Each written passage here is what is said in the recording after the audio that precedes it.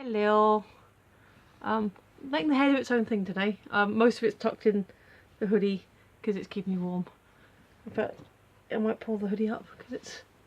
There we go. And yes, I am still wearing the same red hoodie. I take it off at night, but it's warm, it's cozy, it's got my hometown on it. Kangaroo pocket. I didn't work today because they said to me yesterday I wasn't going to work, and I was like, you know what, given how cold it was yesterday and today's supposed to be colder, I'm kind of okay with not working, although I do need some work going forward because money, basically. But yeah, we're not too bad, we're not too worried at the moment. It's still Tuesday, so we've got the rest of the week still. That looks weird, I've got my head down again. But anyway, there's no excuse why I'm doing this late today. I just thought, well, I'll do it in the afternoon. And then I suddenly realised, oh crap, it's nearly 10 o'clock, which isn't the problem for the terms of the vlog, but I haven't actually had dinner yet, though I'm quite hungry. So we're going to do the thing, and then I'm going to go cook some dinner. It's going to be like a quick meal. It's just some grilled chicken and some rice. I won't take that long to cook, but I was like, I'm suddenly hungry. Huh. I've mostly been eating chocolate egg today, so that's fine. My teeth still hurt, so that's a good combination. Look at the question. Let's look at the question. Oh, okay. Who's the best teacher you've ever had? What made him or her great? There we go. Did I allude to this on a previous question about my English teacher? Yes, I'm telling about influencing in that. Well, one of my favourite teachers was Mr. Chilcott, but he was my drama teacher. Not necessarily the best, but I did have a bit of a crush on him, so that's why I liked him.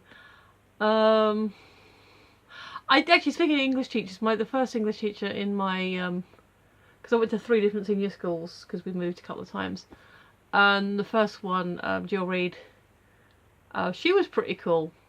I liked her. She was just really kind of casual. She was like, yeah, she was one of the older teachers, so she was quite strict, but strict in the kind of fun way where you sort of get on with things. We used to do like group readings, where each of us would be assigned a character in the book, and we'd read it, and like, I can't remember the titles of the books she chose, but she chose ones where each character would kind of get their own sort of, one chapter would be more about them than the other, so it wasn't one person reading all the time. We got to sort of rotate a little bit. And I remember one time we were in class, we were reading whichever chapter it was, and it wasn't my character so much that time, but I did read just far enough ahead to notice, oh, my character has a line here, so I read out and said, oh, well done, you know, keeping on the thing, do that. So she was cool.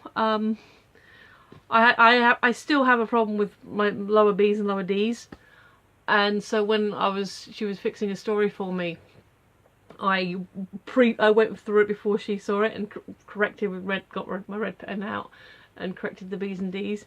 But she did teach me a neat trick, which I do use now, is when you're trying to work out which way your B's and D's go, just think of the word bed.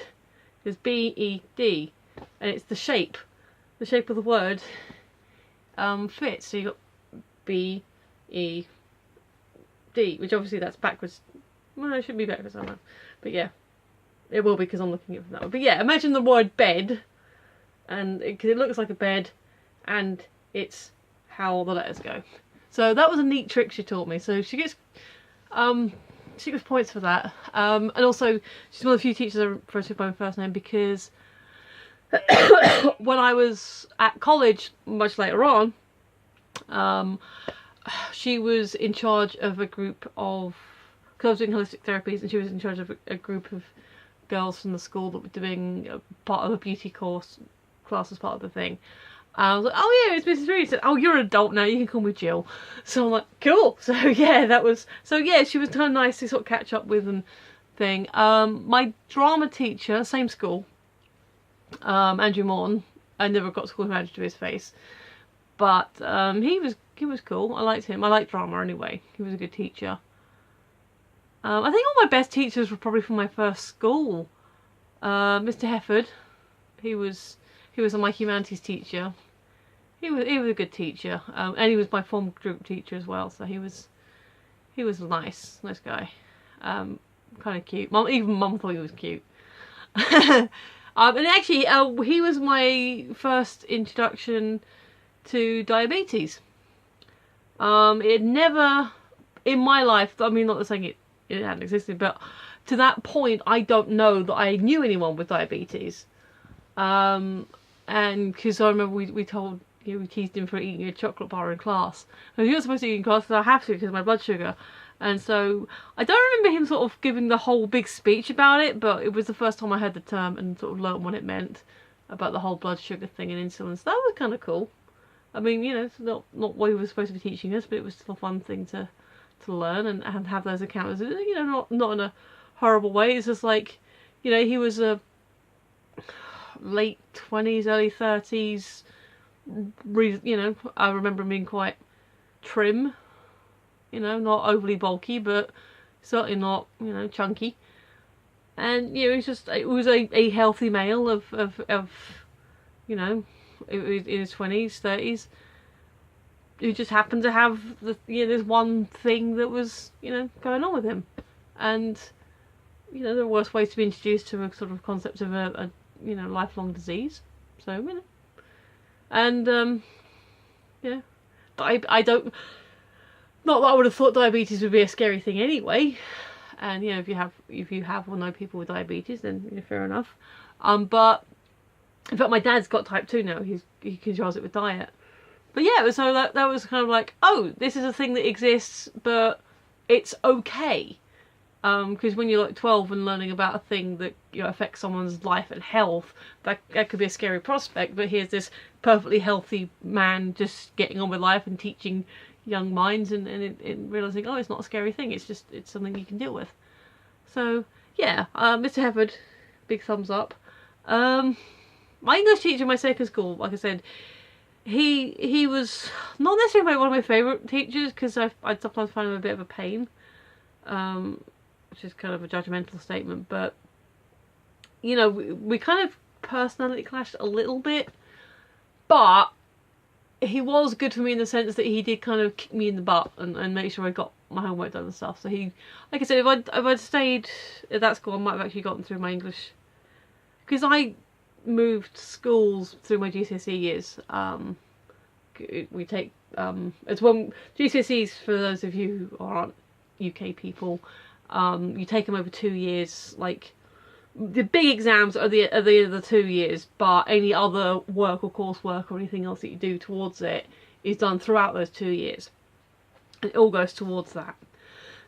Excuse me. So yeah, I moved in the middle of those 2 years, which meant some of my courses got shifted around. For example, the second school I went to had English, not English, well yeah, English. It had history, geography and religious education as 3 separate classes, whereas the last school I went to had combined humanities. So I went from humanities, separate classes, humanities. And because I missed all the projects of the previous year, and it was like, me and my teacher agreed, oh, we won't really be able to catch up, that was fine. So I just do some extra homework for Spanish or something during the lessons. I mean, I'd still sit in the lessons, I'd still, take part in the actual lessons, but if, for example, they were in another room watching a film or doing something else that I couldn't really, or if they were doing coursework related work rather than just here's a lesson for today, then I'd usually like do work for another class. I can't remember that teacher's name. But yeah, there was also my second humanities teacher called Debs. I can't remember her surname, but she was cool. She was my first Jewish person as well. So again, oh, you're just a person who has a thing. And like I said, I might have met Jewish people before, but not knowing. So, but yeah. But probably Mr. Hefford and Mrs. Reed and Mr. Morton, and they were all from my first school. So go Heathcote, and it did. It's not there anymore. It's a bit sad. But anyway, that's me rambling about my teachers for the 10 minutes that well, 9 minutes really, if you don't include the big stuff at the beginning. Yeah, okay, so, Twitter, Tumblr, YouTube's buttons, comment, subscribe, thumbs up. Tell me about your teachers, you know, because I'm sure you've got some fun stories. But yeah, but honestly, if you honestly, if you have actually made it all the way to the end of these, I do really appreciate it. And I know not a lot of people watching these right now, but I'm talking to people in the future. Excuse me. If you do get to the end of these, then you are awesome people. That or really bored. Or playing a playlist in the background and not actually watching these, but hey, you're still giving me the hits, and that's cool. But anyway, yes, so thank you. I've been Michelle, you've been listening. I will see you tomorrow. Bye bye.